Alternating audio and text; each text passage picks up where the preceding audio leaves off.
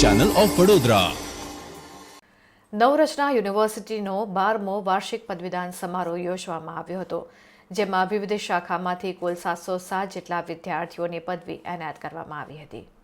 નવરચના યુનિવર્સિટીનો 12મો પદવીદાન સમારોહ યોજવામાં આવ્યો હતો, જેમાં સ્નાતક થયેલા 707 વિદ્યાર્થીઓમાંથી 379 છોકરીઓ અને 328 છોકરાઓ હતા. 17 ગોલ્ડ મેડલ વિજેતાઓમાંથી 11 છોકરીઓ પણ હતી. આ ઉપરાંત 3 વિદ્યાર્થીનીઓ સહિત 6 વિદ્યાર્થીઓને પીએચડીની ડિગ્રી એનાયત કરવામાં આવી હતી. કુલ 516 વિદ્યાર્થીઓએ સ્નાતકની ડિગ્રી, જ્યારે 166 વિદ્યાર્થીઓએ અનુસ્નાતકની ડિગ્રી મેળવી હતી. 24 વિદ્યાર્થીઓએ 5 વર્ષના ઇન્ટિગ્રેટેડ પ્રોગ્રામ્સ પૂર્ણ કર્યા પછી ડિગ્રી મેળવી હતી.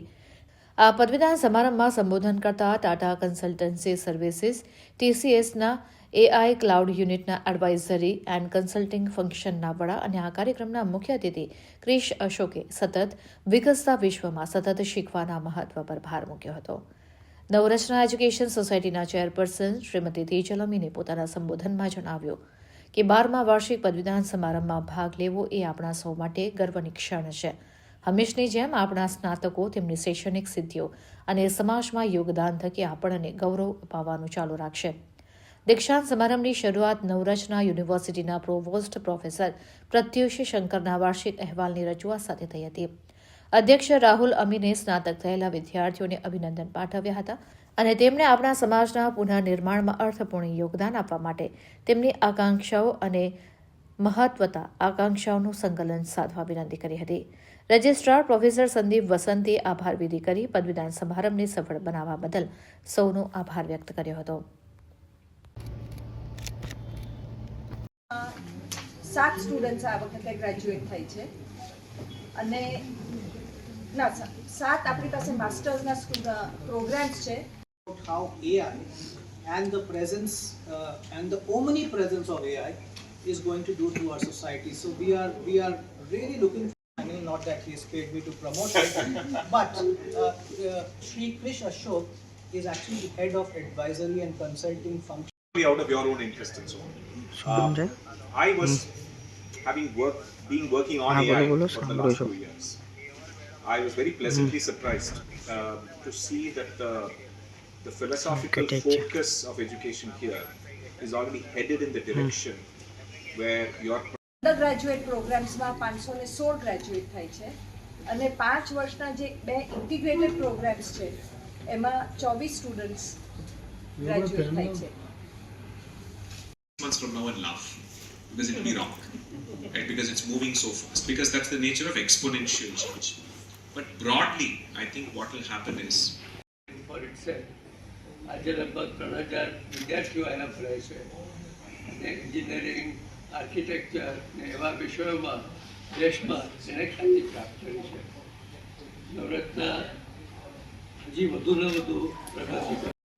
इधर आए, हमारे आज बहुत खास चीफ गेस्ट भी आए हुए हैं जिसे अभी हम इंट्रोड्यूस करेंगे. कपल ऑफ 2-3 चीज़ें मैं आपको बताना चाहता हूँ.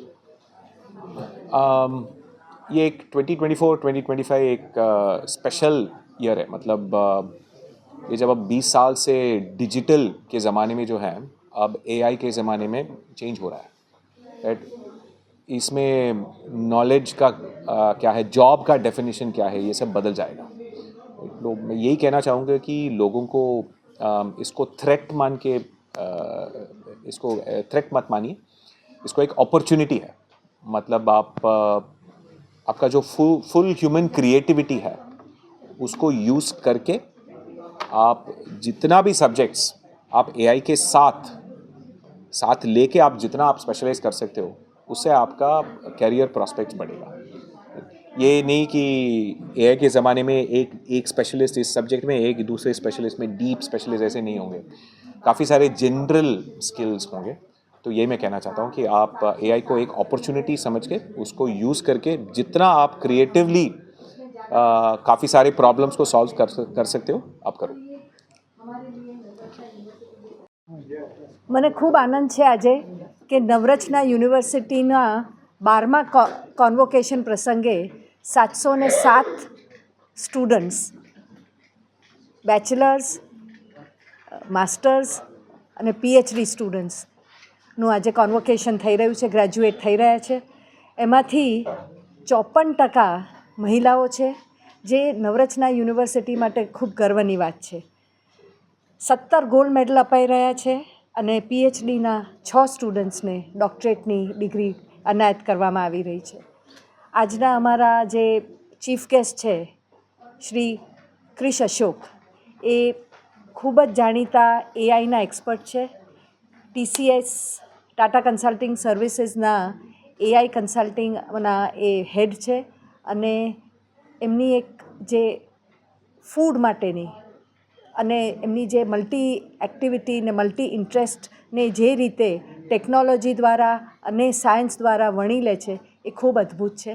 આજે એમનું જે લેક્ચર છે તે એઆઈ અને એઆઈની શું ઇફેક્ટ થશે અને આપણો શું રોલ હોઈ શકે એઆઈના જમાનામાં, એના ઉપર ખૂબ સુંદર એ આપણને એની ચર્ચા કરશે અને આપણને એક નવી જાતની સૂઝ અને સમજ આપશે.